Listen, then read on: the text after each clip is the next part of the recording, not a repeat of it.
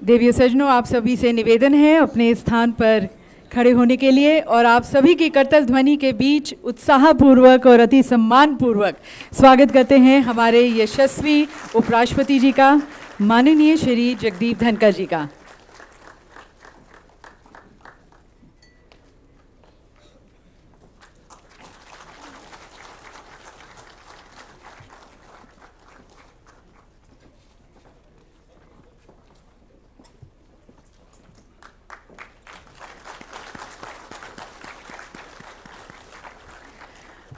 और आप सभी से निवेदन है कि अपने स्थान पर ही खड़े रहें राष्ट्रगान के लिए।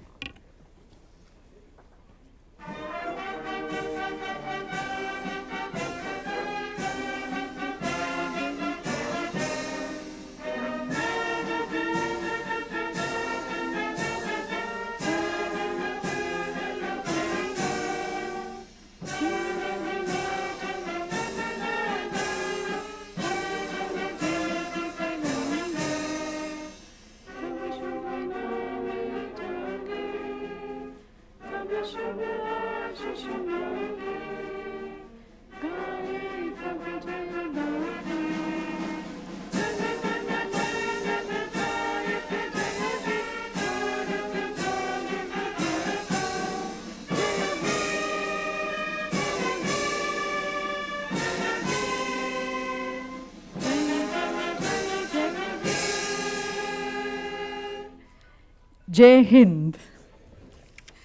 आप सभी से निवेदन है अपना स्थान ग्रहण करने के लिए।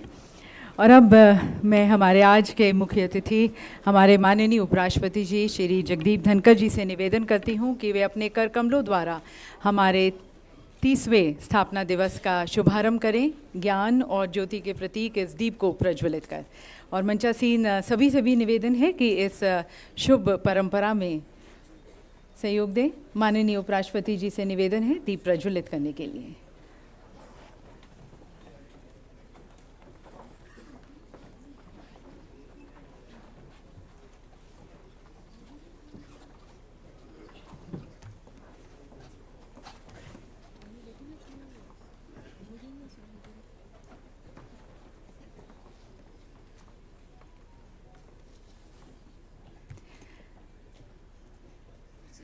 देवी सज्जनों, NHRC का आदर्श वाक्य है, मोटो है, सर्वे भवन्तु सुखिना। सभी लोग स्वस्थ रहें, सभी लोग सुखी रहें, सभी का मंगल हो। और इसी शुभकामना के साथ, इसी मंगल कामना के साथ हम अपने 30वें स्थापना दिवस का शुभारंभ कर रहे हैं माननीय उपराष्ट्रपति जी के कर कमलों द्वारा, साथ साथ सभी हमारे वरिष्ठ मेंबर्स के द्वारा।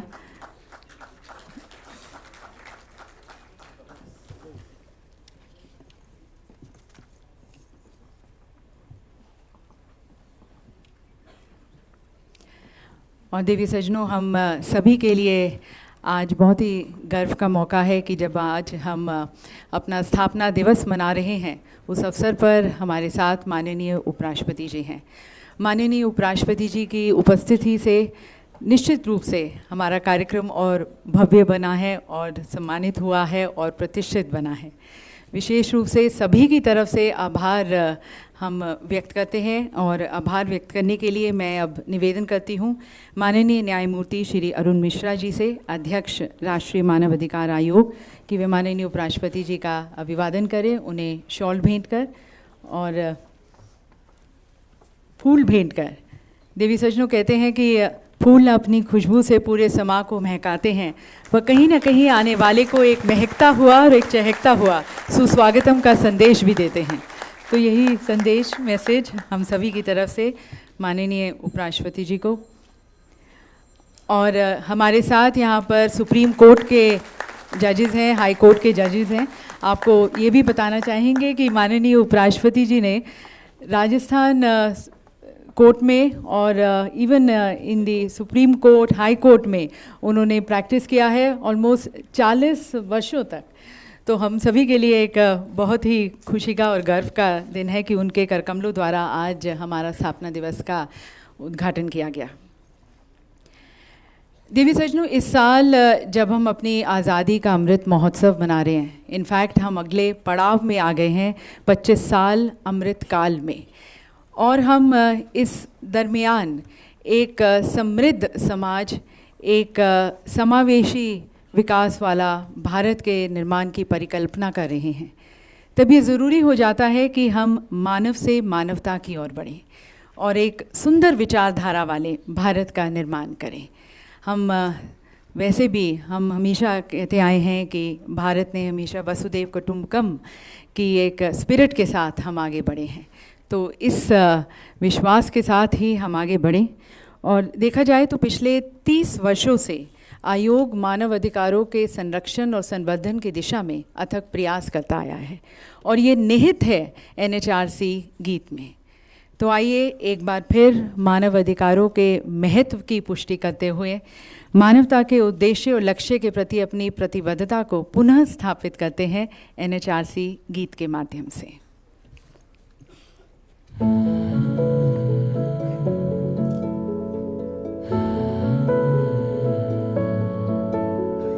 मानव के सम्मान की रक्षा है संकल्प हमारा, है संकल्प हमारा।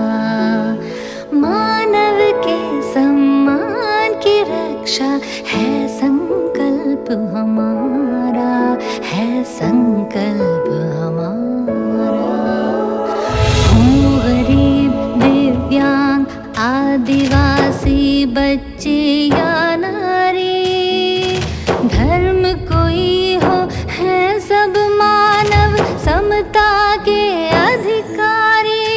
मानव गरिमा के सूरज का सब पाए उजियारा, है संकल्प हमारा, है संकल्प हमारा।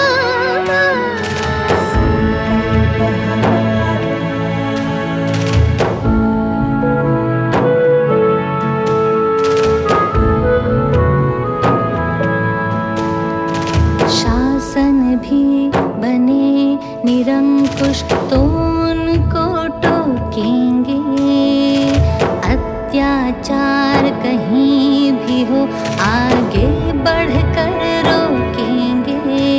हर पीड़ित, शोषित, वंचित को हमसे मिले सहारा।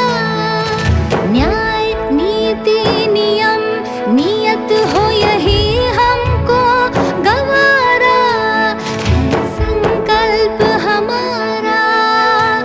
मानव अधिकार आयोग हमारा, सर्वे भवन्तु सुखिनः, सर्वे भवन्तु सुखिनः, सर्वे भवन्तु सुखिनः, सर्वे भवन्तु सुखिनः, सर्वे भवन्तु सुखिनः।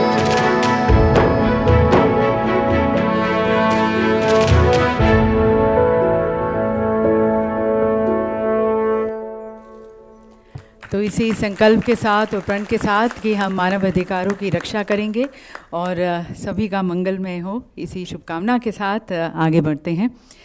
और देवी सज्जनों, किसी भी संस्था का या संगठन का स्थापना दिवस अपने आप में बहुत महत्वपूर्ण होता है, क्योंकि एक अवसर होता है अपने अतीत का, अपने गौरवशाली इतिहास को सभी के साथ साझा करने का, सभी हितधारकों के साथ, सोसाइटी के साथ, कम्युनिटी के साथ। और साथ साथ ये एक अवसर होता है थोड़ा सा विश्लेषण करना भी, पीछे देखते हुए एक स्वॉट एनालिसिस करने का, और अतीत से संवाद करते हुए एक उज्जवल भविष्य की राह को निर्धारित करने का भी एक अवसर होता है। तो इसके लिए अब मैं आमंत्रित करती हूँ हमारे आयोग के अध्यक्ष माननीय न्यायमूर्ति श्री अरुण मिश्रा जी को। आमंत्रित हैं उनके अग्रणी विचारों के लिए और उनके स्वागत संबोधन के लिए।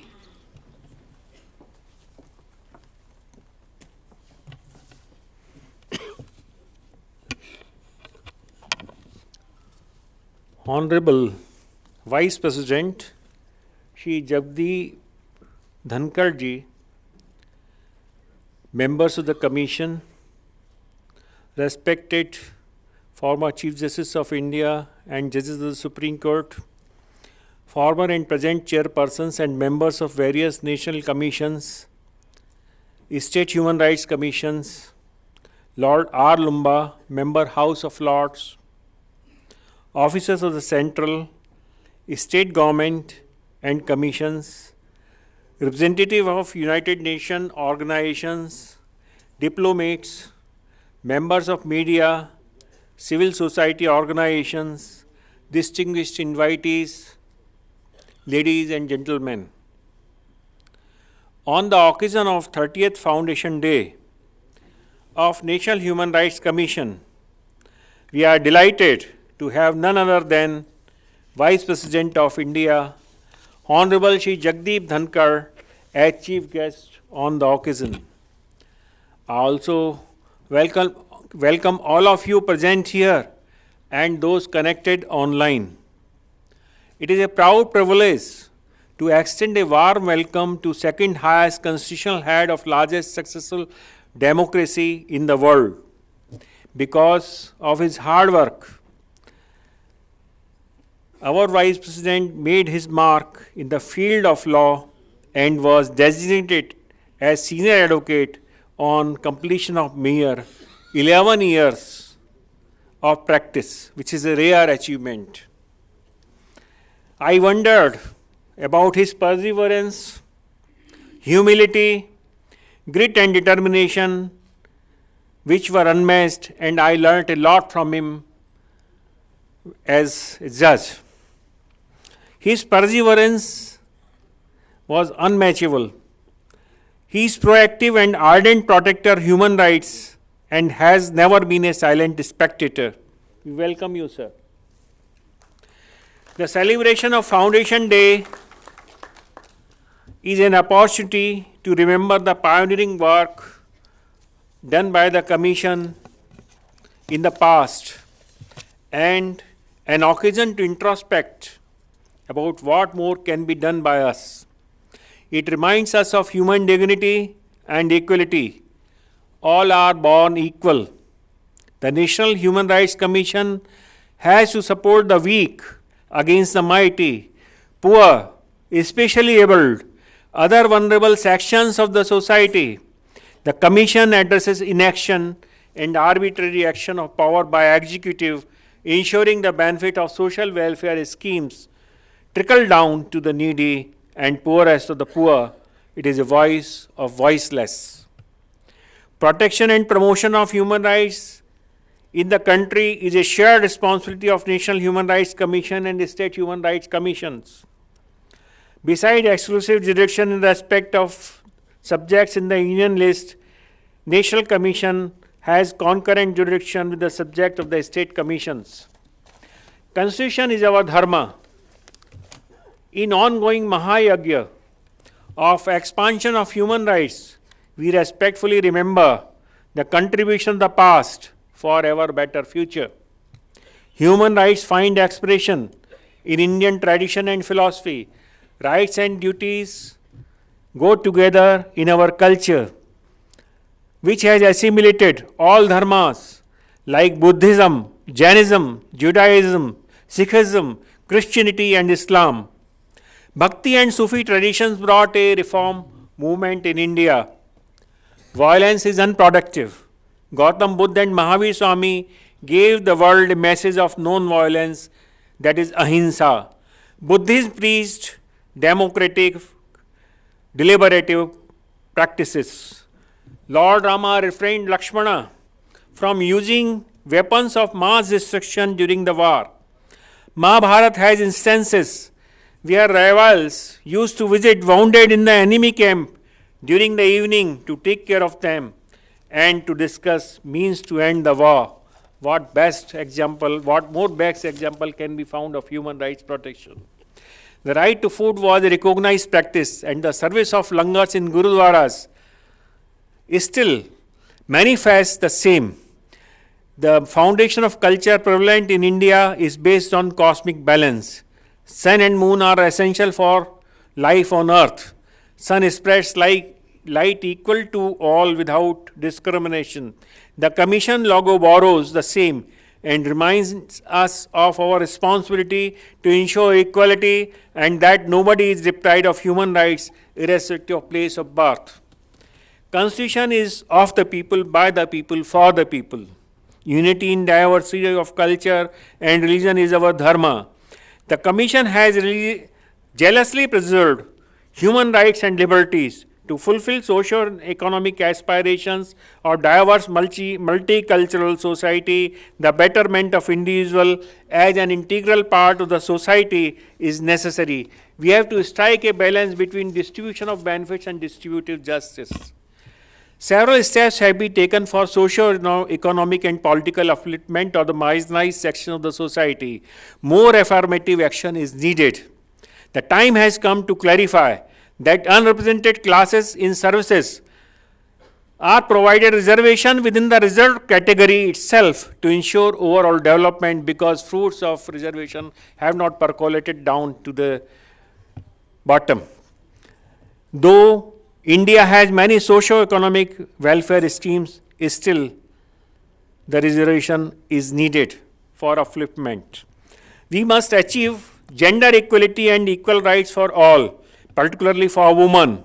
They cannot be discriminated against and deprived of civil liberties and rights under the guise of dharma or customary practices. Without gender equality in all respects, realization of human rights would remain a distant dream. In the world, several such religious practices and customary practices prevail, which deprive half of the population of equal dignity and gender justice, which is against the Universal Declaration of Human Rights. The world is increasingly recognizing equality as parameter of human rights. It is desirable to move in the direction of uniform civil code as envisaged under Article 44 of the Constitution of India. Several countries like America, France, United Kingdom, etc. already have common civil codes. India cares for flora and fauna and biodiversity. Supreme Court has extended the reach and ambit of the human rights and recognized the right to food even for animals.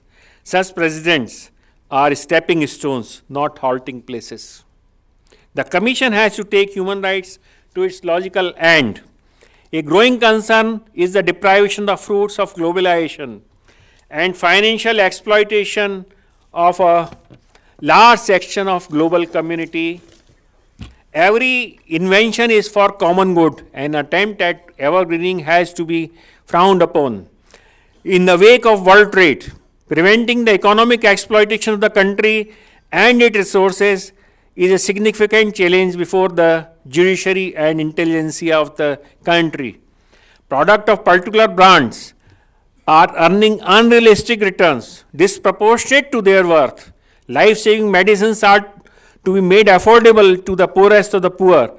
Intellectual property rights of a patent holder should give way to the right to life. We still see the patents of vaccines for COVID-19 at the cost of colossal loss of human life and economy world over. Due to technological advancement, new trends for violating human rights are being noticed. Cyberspace has invaded human rights, including individuals' privacy, resulting in the infringement of civil and human rights. Due to advent of e-commerce, cross-border transactions takes place. Cases of fraud in e-commerce, problems of jurisdiction, hacking data, demand for ransom in cryptocurrency multiply the difficulty of identifying and tracking the offenders. Human trafficking is prevalent in the entire world. 96% of the dark web of cyberspace has emerged as the most patent human and sex trafficking medium. Trafficking of women and children, tribals and vulnerable sections must stop. Poverty is to be eradicated, and we have to tackle the socio-economic factors responsible for this scenario at the local level. Trafficking is a matter of concern for the Commission, and its investigation wing are working on it. The world faces challenges of transborder movement of hazardous waste, degradation of environment, global warming, scarcity of potable water. No country has the right to dump waste in other developing country. We have to think globally and act locally to protect the environment. Every winter, Delhi chokes due to burning of stubble, parali in the neighboring states. It must stop at once. The same is a grave violation of the right to clean air and endangers life. Ambient air in several cities, including the capital city of Delhi, does not meet the prescribed quality standard for most of the year. The water quality in most of the rivers and streams also does not meet the specified parameters. To encourage affirmative action, the Commission has issued an advisory to prevent, minimize and mitigate impact of environmental pollution and degradation.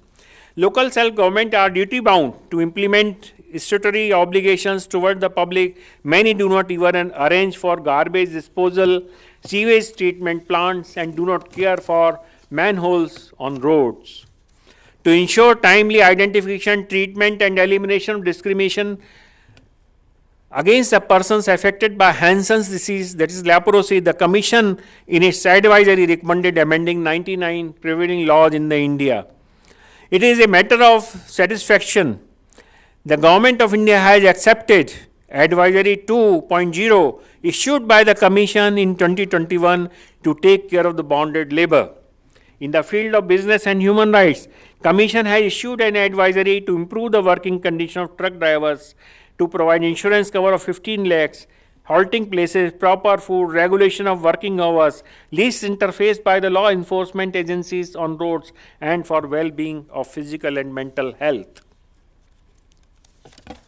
Yesterday, an advisory was issued in consultation with the Indian Ophthalmic Trauma Society to prevent, minimize and mitigate ocular trauma and rehabilitate low vision persons.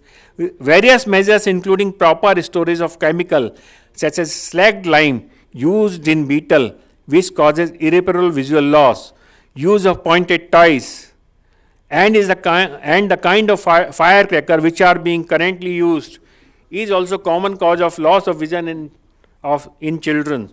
Same needs to be regulated and banned at crowded places. The Commission recently visited the mental hospital at Gwalior, Agra and Ranchi.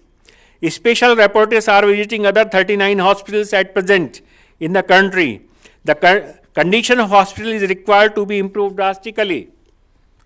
Most state governments have not complied with the mandate of the Mental Health Care Act of 2017.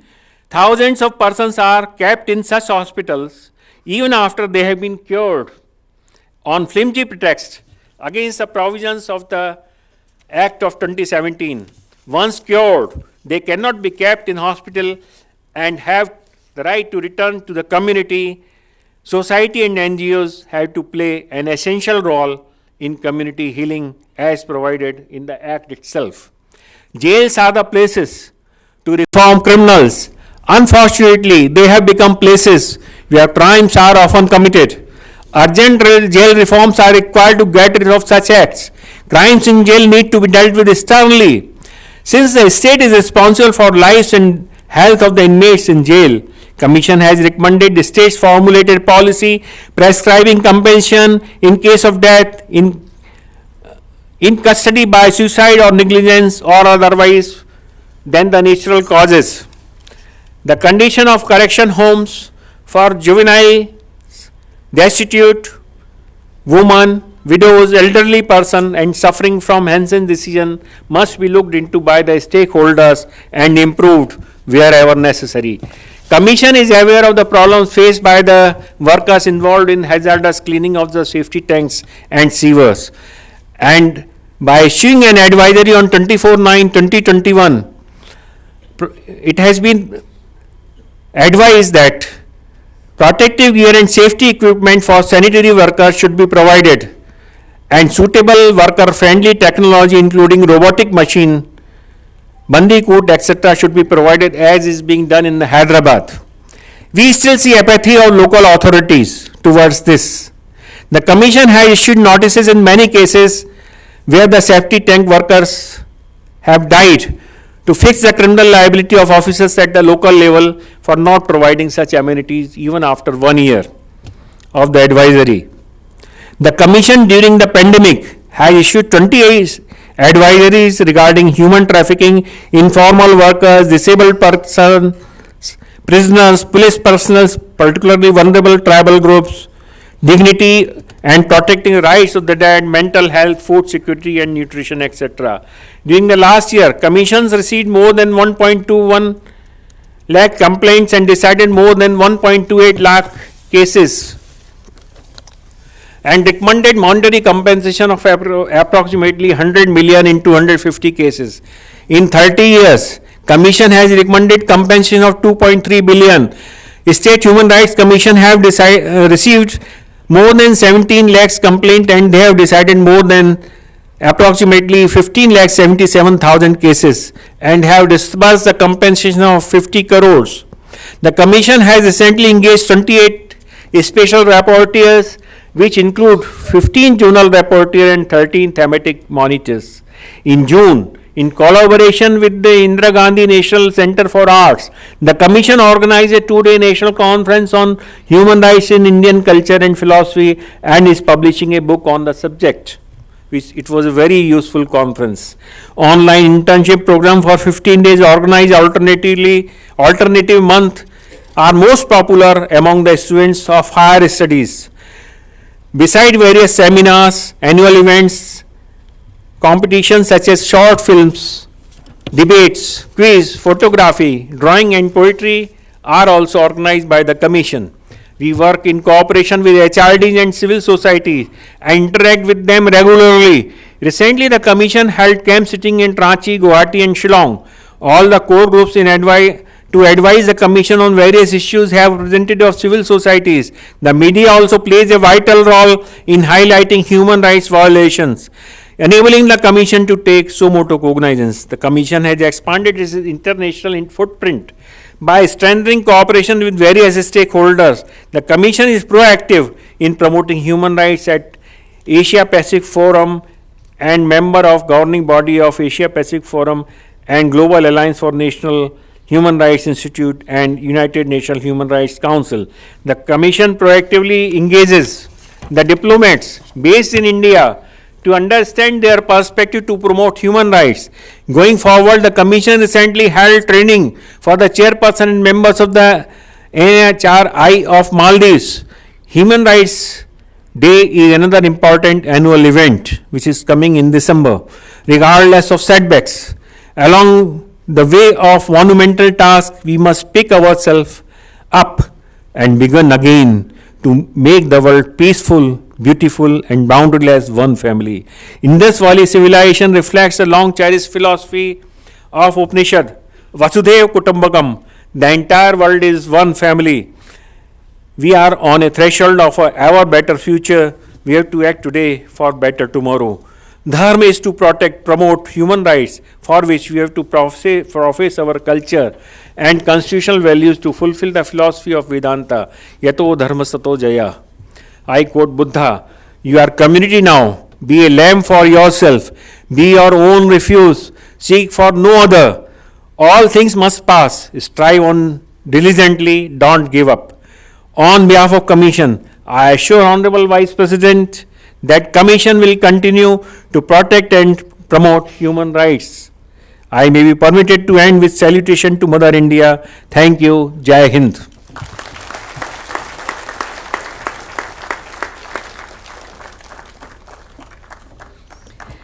Thank you very much, sir, for your very insightful and progressive views and also certain concerns which once again reinforce and reprint the very vision and mission of the Commission towards creating a more equitable and a just inclusive society, being climate sensitive and building a sustainable, resilient world, protecting the rights of everyone.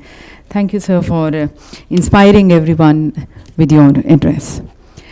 और देवी सज्जनों, अब हम सभी माननीय उपराष्ट्रपति जी के नेतृत्व और उनके मार्गदर्शन के लिए उत्साहित हैं, तो मैं करवत होकर सभी की तरफ से माननीय उपराष्ट्रपति जी से निवेदन करती हूं कि वे हमारे मार्गदर्शन हेतु अपने विचारों से हमें अनुग्रहित करें.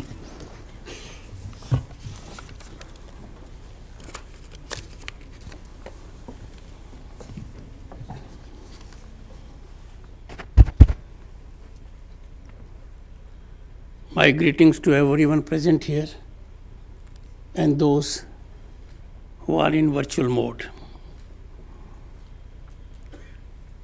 Honorable Mr. Justice Arun Mishra ji, Chairperson, National Human Rights Commission. Congratulations, sir, for rendering such an address, very enlightened, focusing on various facets of human rights, and gratified that focus of the Commission has been on issues that concern the most vulnerable segment of society. Taking a cue from what has been given in the very enlightened, informative address, I would urge the media, they must make it a mission with a passion to ensure advisories of the Commission are put in public domain in high decibel. That will take a long way in serving cause of human rights. Distinguished members of the Commission, functionaries of the Commission, Chairperson of State Human Rights Commission, I must make particular reference to the presence of our distinguished former Chief Justice of India, Justice K.G. Balakrishnan, and Justice Indira Banerjee. Also Lord Lumba, diplomats present here, and everyone in the audience. After listening to Justice Mishra, I would have to reshape most of my address. Justice Mishra has indicated in a very lucid manner the kind of emotive response the Commission is rendering to make life easy of those who are in need of it. I am delighted to be associated with the celebration of 30th Foundation Day of this Commission.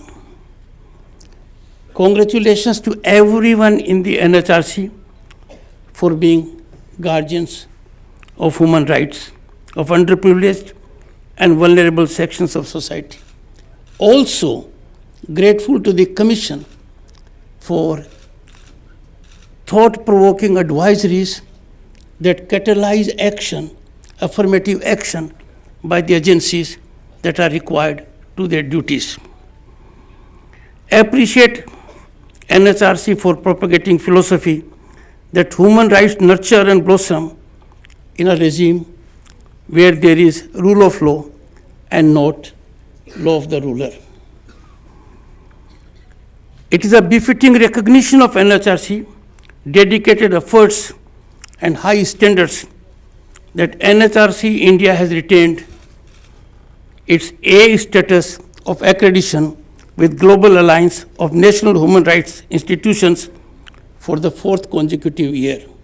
I have no doubt this track record would ever be on incremental trajectory.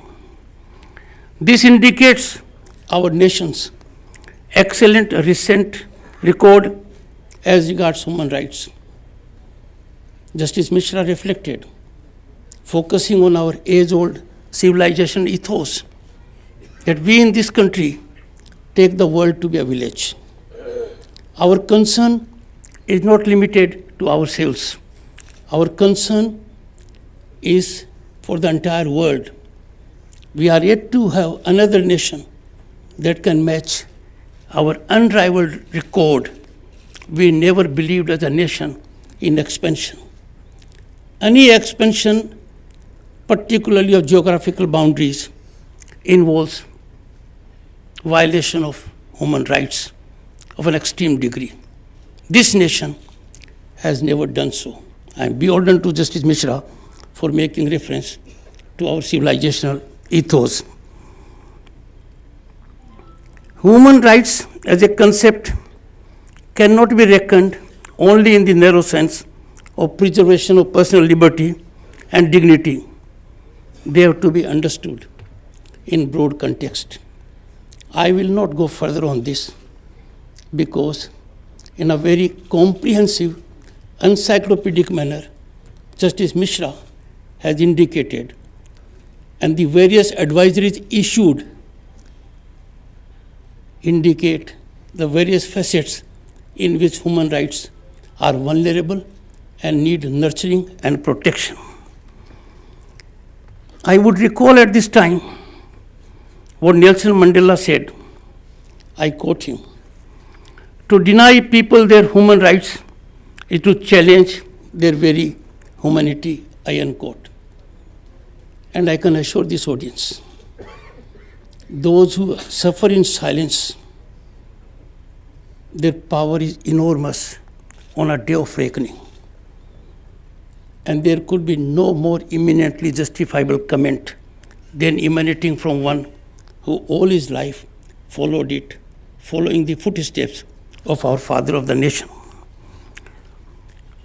Freedom has been defined in varied ways, but the most apt definition of freedom is supremacy of human rights everywhere. Let us go to our constitutional essence. Let us go to the theme of all religions, and we will conclude indisputably: human dignity is the ultimate strength. If it is compromised or violated, we cannot have a society that justifies human existence. We can have a more just, safe, and peaceful world only with universal respect for human rights. I can tell you out of my own input that series of governance systemic reforms and affirmative initiatives, particularly in the field of health and economic sectors in recent years, have spinally nurtured human rights. Inclusive growth, and which is quintessence of preservation of human rights. Inequality and iniquitous distribution of wealth are elements that cut into the finest aspects of human rights. Inclusive growth, by its very nature, is antidotal to violation of human rights. Human rights protection assures a dignified life. In our country, it has been reflected in ample measure. When 400 million people came to be brought into the banking network, their human rights flourished. I can say so for the reason that when I became a lawyer and needed a library, 6,000 rupee loan given to me by a bank changed my professional trajectory. I was ever beholden to the man who gave me 6,000 rupee loan in 78, 79 without a surety. And what is the scenario today? Have an idea, and you will find money in this country is not a constraint. And that is why this country can legitimately take pride that thanks to buttressing human rights culture, we have unicorns of more than 1 billion fiscal dimension, and startups that have startled and stunned the world. When I was a member of parliament in 1989, 33 years ago, one of the most prized possessions of power in my hand was I could give 50 gas connections to anyone in a year. That was a great power. I had a queue of people who wanted it. Imagine the respect we have paid to human rights of our women folk, families of the deprived, that 200 million and more connections, 200 million households were given free. We have come a long way. This is a major milestone in furthering the cause of human rights. We must always be cognizant that violation of human rights and injustice anywhere is bound to diminish our such rights in effective manner. This is more pernicious than COVID. Tolerance of violation of human rights by anyone who can afford to contribute affirmatively, I would say, is culpable and cannot be condoned. I urge everyone present here and those in attendance and media in particular, you guard human rights of others. Yours will be positively assured. Serious challenges to human rights arise primarily on account of the silent and voiceless existence of the majority of our citizens. And that I can tell you. Long back there was a study done. And I am now addressing not this silent suffering.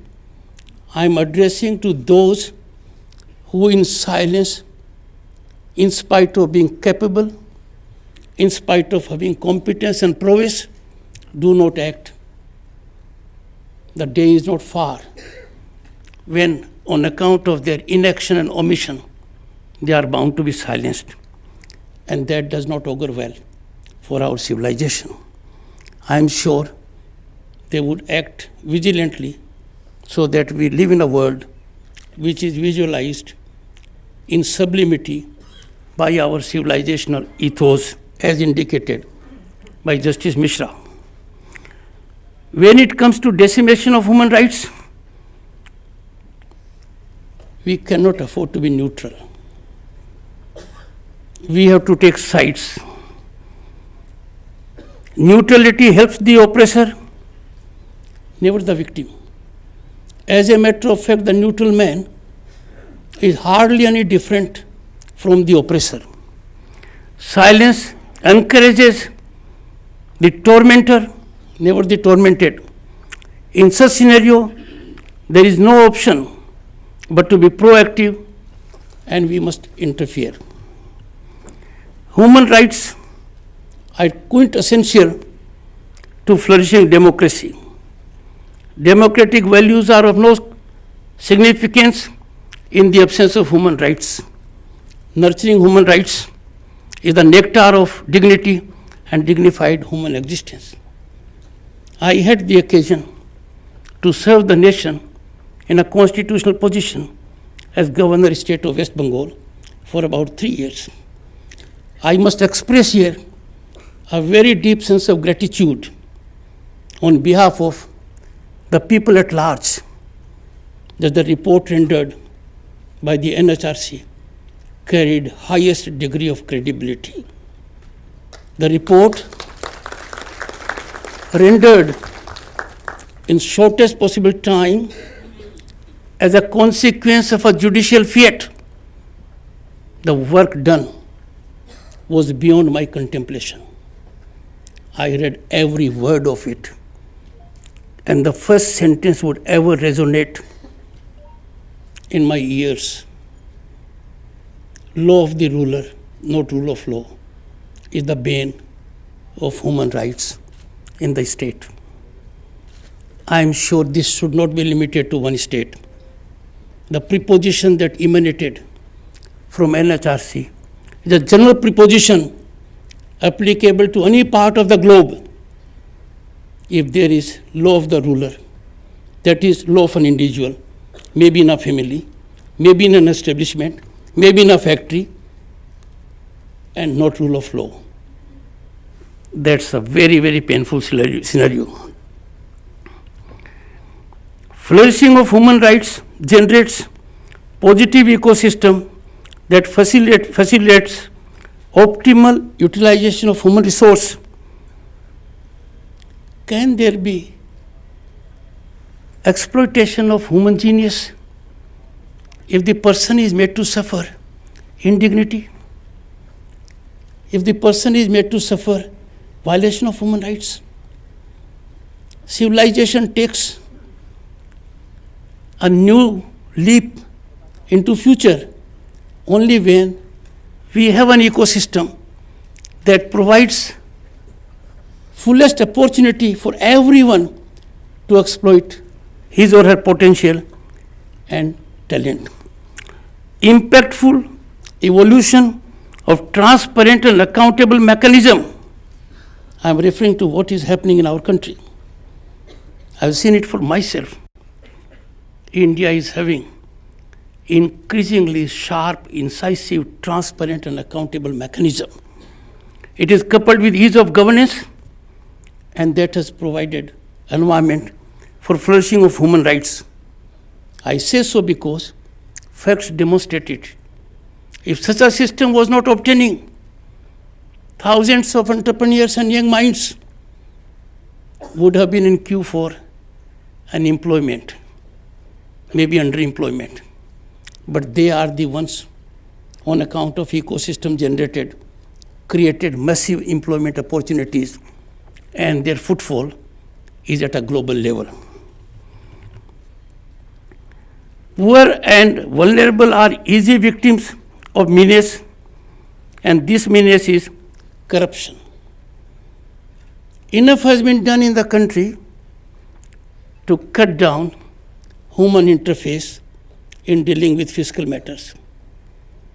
COVID was a challenge, and where this country, on account of steps taken by it, by the vision of the Honorable Prime Minister, we had a digital footprint everywhere, and there was direct transfer of money. Imagine the entire farmer populace getting 3 times a year direct benefit transfer.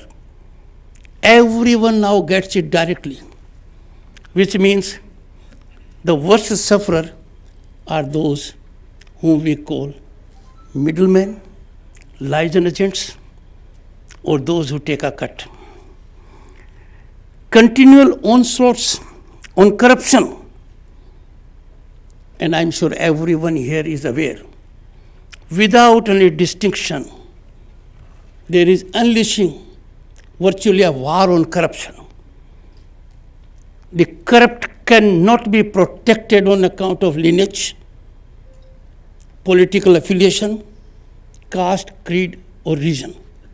The corrupt in a democratic society governed by rule of law for sake of tribute to human rights has to be brought to book. The long arm of law has to take it, and this has resulted in benefit going to the deserving ones. Challenge to human rights emanate from several quarters, also state actors, natural disasters, pandemic, famine, poverty, to name just a few. Judicial steps, Human Rights Commission initiatives, and affirmative steps of the government have considerably contained these challenges if we go by our recent experience. COVID is one such experience. But the most soothing aspect of COVID was that those who barely could afford for themselves engaged into hand-holding. I am personal witness to it. I have seen with tears in my eyes a tea vendor will be giving packets to those who are in need during COVID. And that is the greatest tribute that we in this country still subscribe to the best of ethos of our civilization. The pro-human rights foundational spirit, we can find it in our Vedas. And I would make reference to one Veda which I would translate in English for benefit of everyone. May everybody be happy. This was focused by Justice Mishra when he said, we take the whole world as one, which means we care for everyone, not for ourselves or our geographical limit habitations. May everyone be happy. May everybody be free from disease. May everybody see auspiciousness. May no one have sufferings. End quote. I would travel a little beyond human beings. our planet is not repository or exclusive only to human beings. We have living species, and that is how and why our culture has taken care of this aspect also. Culture of coexistence makes our world wonderful and worth living. I would invite your attention. There was jubilation all over when we got from Africa cheetahs. Go to the theme of it. Go to the cause of it. We in the world cannot suffer a species disappearing. We cannot be cause of it. We have to be a reason for its survival. And that action which we are endangering living beings by reckless, irrational exploitation of natural resources, and those who think they are gaining thereby are bound to be the worst victims of climate change, because they have learned over the years to live in the comfort of that environment while others can face it little boldly. We must discharge our duty. Constitutional scheme of events was reflected by Justice Mishra. I would make particular reference to one duty which is in Article 51 capital G. Our Constitution ordains every citizen to protect and improve the natural environment and to have compassion for living creatures. India fortunately has a robust and strong mechanism of human rights regulations, both at the center and state level. I must commend and appreciate the National Human Rights Commission for hand-holding the state commissions to be proactive and reach out to every nook and corner of this country. I also appreciate the Commission for being a visionary. Some of the advisories the Commission has imparted, I had the occasion to focus on them, but I did not contribute in the manner in which I should have contributed. As a matter of fact, Justice Mishra, like a good judge, has given a senior advocate some homework to be done so that I can use my platform as chairman of Rajya Sabha, the upper house, to give message to them also that we need to take note of the silent work which a spinal organization like Nhrc is doing. The under coverage of their advisories makes media and others responsible for not containing violation of human rights. I have highest regard for media, and I am sure rather than engage in high decibel sensationalization of other news, they must take it in the top gear and as lead news. Protection of human rights is not the responsibility alone either of the government or of the Nhrc or of institutions. It is a shared responsibility of everyone who lives on the planet. I urge every citizen to work for protection and promotion of human rights, and this is easiest done because there would hardly be a day when we will not come across, though in a subtle manner, some transgression of human rights. I congratulate Justice Mishra, all the very distinguished, enormously talented members of the Commission, and very hard-working personnel for their devotional work. I would ever remember the time I spent here, because I will go from this place inspired, motivated, energized, and invigorated to be a foot soldier to serve human rights for the planet. Thank you.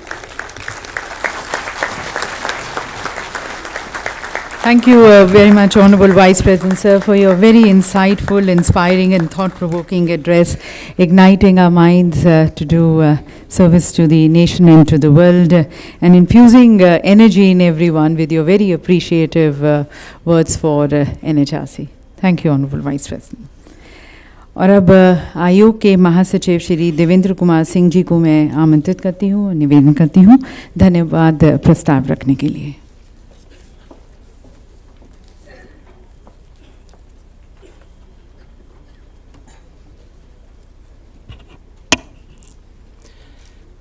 एक बार पुनः आप सभी का मानव अधिकार आयोग की ओर से हार्दिक अभिनंदन। आज के इस स्थापना समारोह में मुख्य अतिथि भारत गणराज्य के माननीय उपराष्ट्रपति श्री जगदीप धनखड़ जी, राष्ट्रीय मानव अधिकार आयोग के माननीय अध्यक्ष श्री न्यायमूर्ति अरुण मिश्रा जी, आयोग के माननीय सदस्यगण श्री न्यायमूर्ति MM कुमार, डॉक्टर ज्ञानेश्वर मूल्य, श्री राजीव जैन,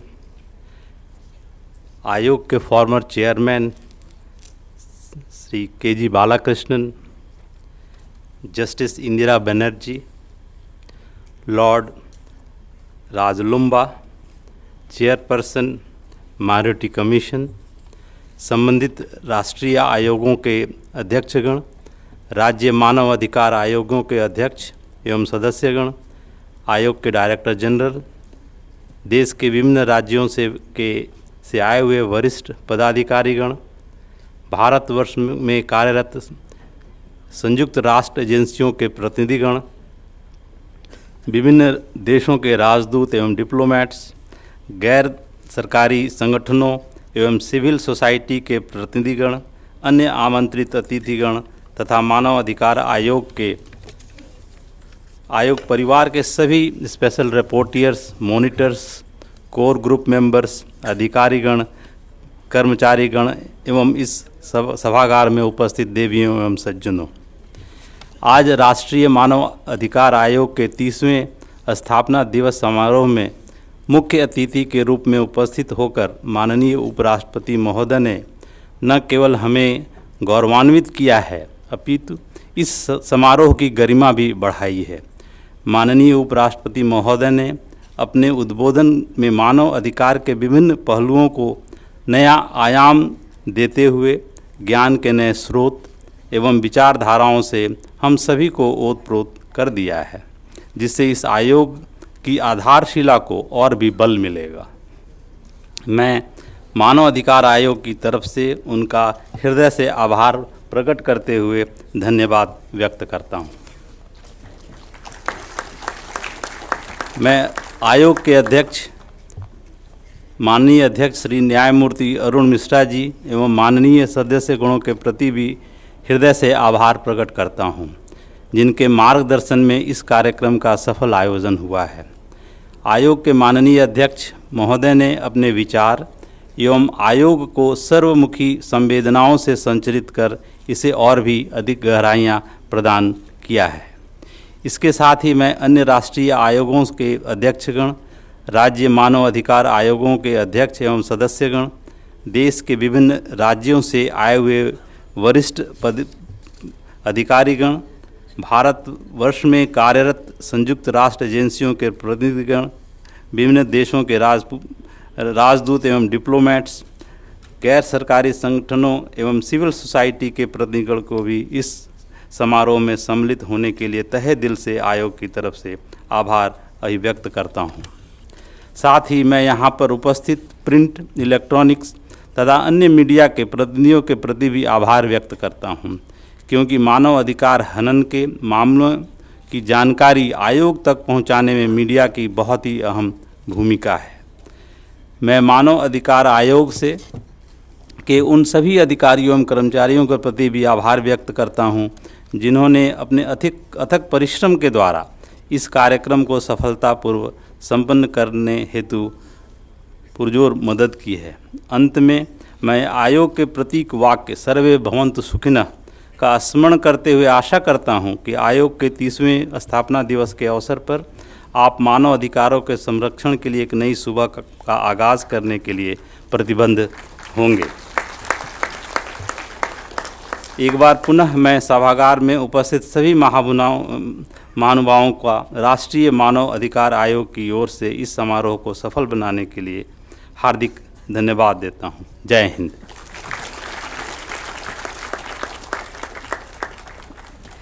बहुत बहुत धन्यवाद मान्यवर। और देवी सज्जनों, अपने उद्घाटन सत्र की समाप्ति करती हैं एक बार फिर अपने देश, अपने प्रदेश, अपने राज्य, अपनी मातृभूमि को शत शत प्रणाम कर आप सभी से निवेदन है कि अपने स्थान पर खड़े होने के लिए राष्ट्रगान के लिए।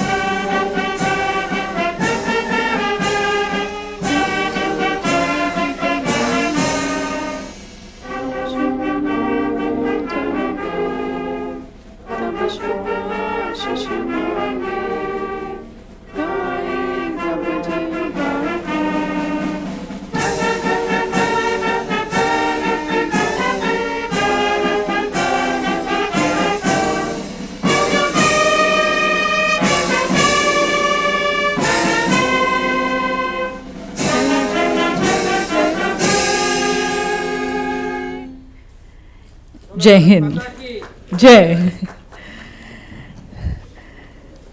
पुनः विशेष रूप से धन्यवाद करते हैं हमारे आज के मुख्य अतिथि, हमारे माननीय उपराष्ट्रपति जी का, उनके देश के लिए, उनके मार्गदर्शन के लिए। आप सभी का भी बहुत बहुत धन्यवाद, शुक्रिया।